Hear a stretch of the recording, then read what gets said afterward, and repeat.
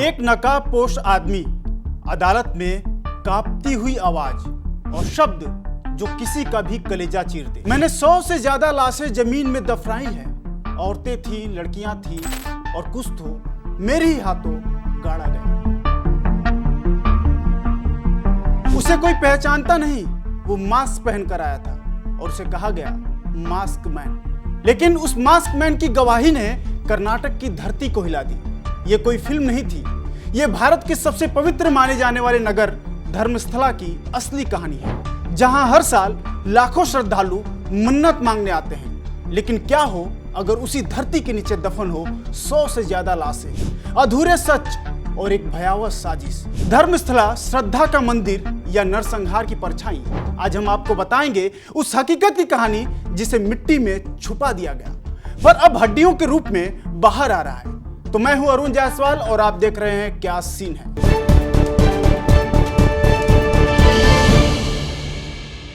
यह कहानी है भारत के सबसे प्रतिष्ठित धार्मिक नगरों में से एक की, जहां हर साल लाखों श्रद्धालु मन्नत लेकर आते हैं। पर उसी जमीन के नीचे दबा है एक राज। 100 से ज्यादा लाशें, सालों पुराना यौन शोषण और एक संस्थागत चुप्पी जिसने इंसानियत को दफना दिया। सबसे पहले बात करते हैं कि यह पूरा मामला क्या है और यह सब कुछ शुरू कैसे हुआ। सब कुछ शुरू हुआ 12 जुलाई 2025 मंगलुरु, कर्नाटक की बात है। ये एक अज्ञात व्यक्ति जिसका चेहरा मास्क से ढका था, कर्नाटक की बेलथागढ़ी अदालत में पेश हुआ और उसने कहा, सन 1988 से लेकर 2014 तक धर्मस्थला के धार्मिक ट्रस्ट के तहत सफाई कर्मी के रूप में मैंने काम किया। मुझे मजबूर किया गया महिलाओं, युवतियों, पुरुषों की लाशों को जंगलों में दफनाने के लिए। कई लाशें तो निर्वस्त्र थी, चोट के निशान थे, किसी के गले पे निशान थे तो किसी के शरीर पर। बलात्कार और हत्या के बाद ये सब मिट्टी के नीचे छुपा दिया गया। अब मेरी आत्मा चीख रही है। क्यों? क्योंकि सैकड़ों लोगों को मैंने जमीन में दफनाया है जिन्हें वो जानता भी नहीं। इसलिए वो सच कहना चाहता है और उसने कहा कि मैं सच कहना चाहता हूं, मैं सब कुछ बताना चाहता हूं, लेकिन मुझे सुरक्षा चाहिए। मास्क मैन की इस गवाही के बाद सरकार हरकत में आई और कर्नाटक सरकार ने एक विशेष जांच दल यानी कि SIT का गठन किया। DGP प्रणव मोहंती को इसकी कमान सौंपी गई। 13 दफन स्थलों की पहचान की गई और सभी नेत्रवती नदी के किनारे जंगलों में छिपे हुए थे। 29 जुलाई 2025 को SIT ने खुदाई शुरू की और पहले 2 दिन में कुछ खास नहीं मिला। फिर 31 जुलाई को तीसरे दिन 6वीं साइट पर 4 फीट की गहराई पर एक मानव कंकाल मिला और 15 हड्डियां और कुछ जिनमें से टूटी हुई थी, लेकिन उसकी खोपड़ी गायब थी। मौके पर मौजूद फॉरेंसिक डॉक्टर ने कहा कि संभवतः पुरुष का कंकाल है, पर पुष्टि केवल DNA से ही की जा सकती है। पहले स्थल पर खुदाई में एक पैन कार्ड और लाल फटा हुआ ब्लाउज भी मिला। पैन कार्ड एक महिला लक्ष्मी के नाम से जारी था। मास्क मैन ने SIT को एक मानव खोपड़ी भी सौंपी जो उसने खुद दफन स्थल से निकाली थी और यह जानकारी भी सामने आई कि सफाई कर्मी ने 6ठे स्थल पर 8 लाशें दफनाने का दावा किया है।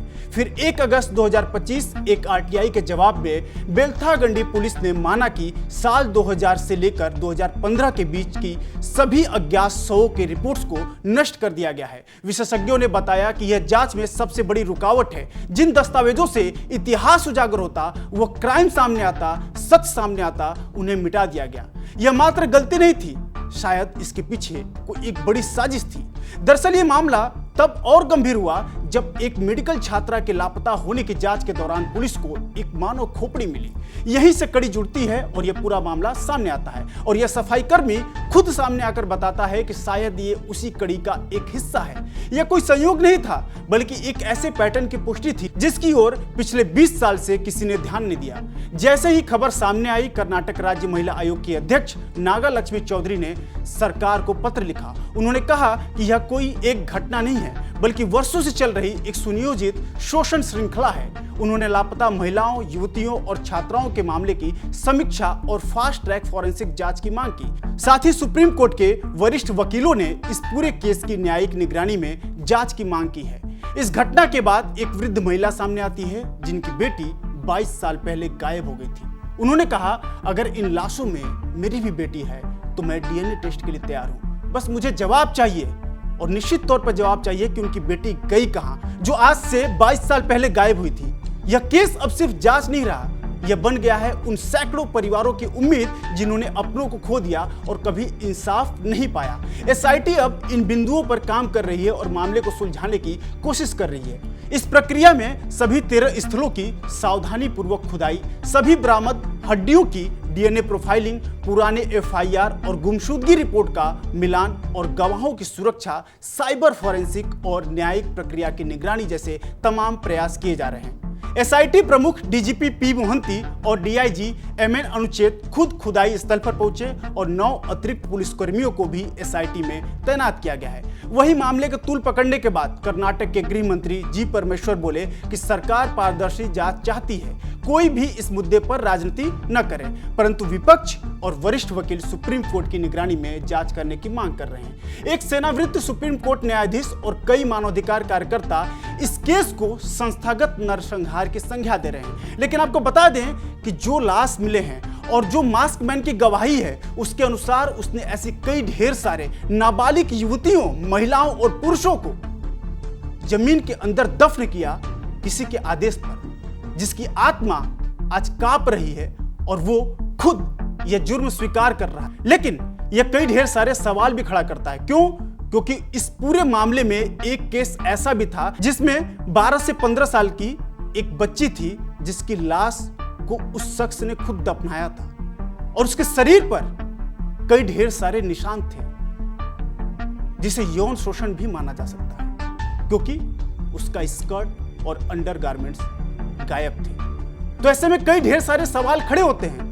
लेकिन मुख्य सवाल यह है कि इसके लिए जिम्मेदार कौन है? कौन है वो मुख्य जिम्मेदार जिसने लाशों को दफनाने की साजिश रची? क्या हुआ उन मृतकों के साथ? ऐसे तमाम पहलू हैं जो अभी तक पूरी तरीके से सुलझाए जाने बाकी है। लेकिन यह जो मामला है, कर्नाटक के साथ साथ पूरे देश को, दुनिया को और मानवता को शर्मसार करता है और कई ढेर सारे सवाल भी खड़ा करता है, क्योंकि यह कोई मामूली अपराध नहीं है। यहां 100 लाशें जो 10 से 20 सालों से दफनाई गई हैं और उस नदी के किनारे इसलिए दफनाई गई ताकि उन लाशों को जल्दी से सड़ाया जा सके, क्योंकि वहां की मिट्टी नम होती है। तो सोचिए, जिस धरती को श्रद्धालुओं ने पवित्र माना, उसी के नीचे दफन है 100 से ज्यादा अधूरे सच। एक मास्क मैन ने जो कहा, वो अब खोदे गए कंकालों से जुड़ रहा है। यह केवल एक आपराधिक जांच नहीं, यह आस्था, सत्ता और न्याय के टकराव की कहानी बन चुका है। अब यह परीक्षा है उस व्यवस्था की जो संस्थाओं की रक्षा करती है, लेकिन पीड़ितों की नहीं। उस समाज की जो श्रद्धा में अंधा है पर इंसाफ के लिए बहरा। अब समय है चुप्पी नहीं, सच की जुबान बोलने का, क्योंकि जब तक ये मिट्टी जवाब भी नहीं देती, हम भी मास्कमैन की तरह हर रात चुपचाप तड़पते रहेंगे। इस मामले पर आपका क्या कहना है? क्या एसआईटी निष्पक्ष जांच कर पाएगी? क्या पूरा सच सामने आ पाएगा? क्या पीड़ित परिवारों को न्याय मिलेगा? क्योंकि यह केस अब राज्य की प्रतिष्ठा, जनता के विश्वास और सिस्टम की नैतिकता की परीक्षा है। कमेंट करें, शेयर करें और आवाज बने, क्योंकि ये सिर्फ धर्मस्थला की कहानी नहीं, ये पूरे सिस्टम का आईना है जो अपराध के खाई में आज दफन हो चुका है। तो मैं हूं अरुण जायसवाल और आप देख रहे थे क्या सीन है, और इस केस से रिलेटेड और भी अपडेट्स हम आप तक पहुंचाते रहेंगे। इसके लिए आप देखते रहिए विस्तार।